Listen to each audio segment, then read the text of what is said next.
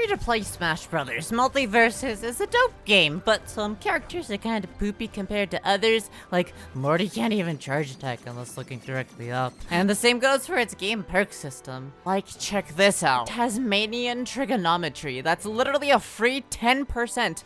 Never mind, they buffed it to 15%. Of the map, you can be safe from a finisher, or to finish someone faster. I don't know, these descriptions are vague. All I'm saying is if there was a 15% more chance of my surgery succeeding, I'd bloody say yes. Would you rather have a 15% more chance of winning, or to take 4 seconds of time to rub balloons everywhere to get static electricity to do less than 3 more damage on your next hit in a solo? Or to maybe have 5 seconds of a slightly warmer clothing in a multi-minute battle? So, to make sure you're not wasting your character unlocking gold, let's talk about the worst perk ever quickly. All the way at the F tier is Painted Target. Literally every character has auto combos, meaning it's not for any one character.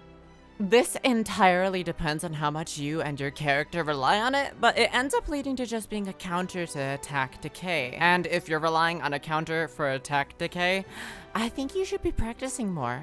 Oh, and that clothing thing was real. Starting off as also one of the worst perks, at the F tier is stronger than ever. A perk that can quite literally be over before you reach the other end of the map, or simply just dodged by your enemy until you're naked again. But charging things up with the C tier is carpet rubbing static electricity, which instantly becomes useful when used by both partners and duos, causing a lot of bonus damage if you can somehow rub enough balloons together in time. That's flammable, Doc. It's also kind of funny in solos, which is why it's in the same tier. This gives you a 1.5 bonus damage each projectile if you punch them right after hitting them, which is dope if you can spam them without the goal being to knock them out, though I thought that was the point of this game. Hello? But if you choose to make it Reindog all over those flames, you'll realize this perk is rarely useful. 20% faster projectiles would be useful if you're trying to avoid getting near your enemy, but with most characters, that sucks to do. Sure, Cannon Sniper complements it though, but that's why it's down here too. Are you trying to make a sniper build with that 7% damage at range? Seriously, how polite do you think enemies will be in 1v1? But hey, that build's not as bad as Clear the Air, the most useless solo perk ever. If you dodge the projectile, why is it gonna go bye-bye too? And School Me Once can be neglected by an enemy if they just wait a second to fire a new projectile. Some weird perks at C tier, but let's talk about Hit Me If You're Able to. It seems good having more time to counter after you dodge an attack, but you usually already have enough time to counter after dodges. Might help you build some reaction times though if you work on it. The last of the C tier is Fancy Footwork, which fails to remember it's not about the length of the dodge, it's about the timing of it. Unless you're trying to recover, which is why it's not in the F tier. There be a B tier, starting at CoffeeZilla, because I will reference it a lot. It's the most vanilla version of cooldown reduction in this game, and can be both good or bad depending on your skill. Deadshot is another corpse show. It's another damage booster, but with what seems to be the least common type of damage in the game. So take it from like Reindog or Morty, but expect attack decay to ruin your day anyway. Enjoy. Hit 'em whilst they're down is similar because, well, if your partner is Superman or Harley, bless. If you're a Finn in solos, then rip. You get what I'm saying? Armor Crush in our current roster of characters of perks is also rarely applicable, but what the future may hold is unknown.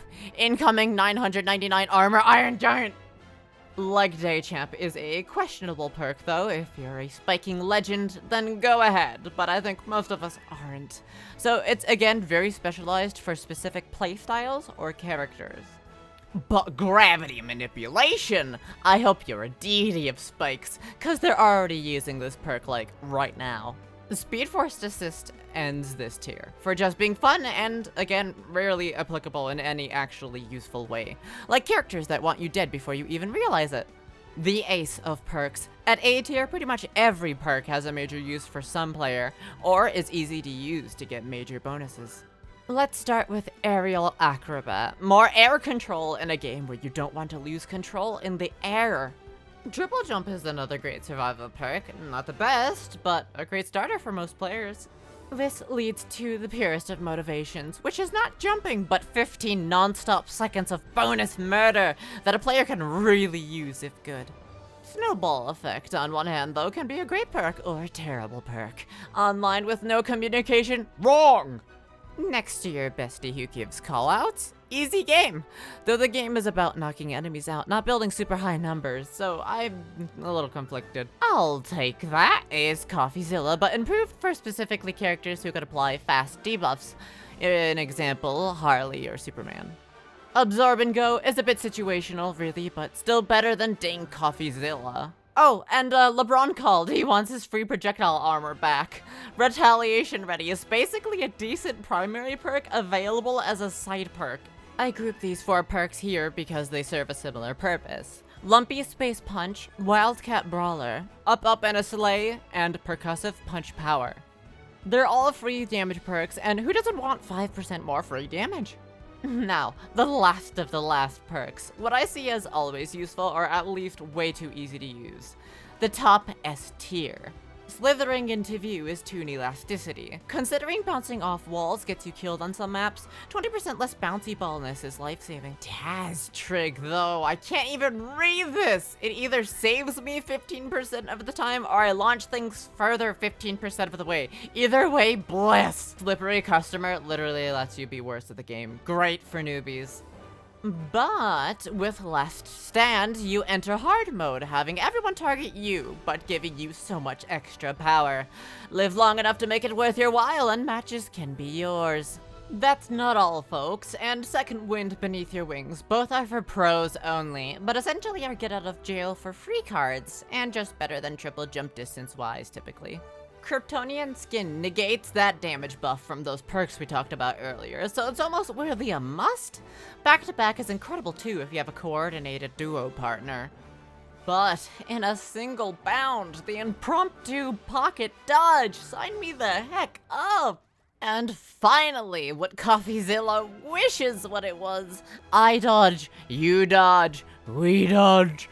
Possibly infinite cooldown buffs in one match. Magnifique! If I missed any, it's probably because more come out in literally 2 days, and more come out way too fast. Plus, there's already a lot. Getting this done fast was important to me, at least to get some info out there for those just joining the scene now. Next time, I'm definitely doing 2 tier lists. One for solos and one for duos, because this list is so all over the place trying to consider both. Anyways, thank you for liking the video. See you on next year's upload. If this video was too fast for you, make sure to press the refresh button, and thank you for watching.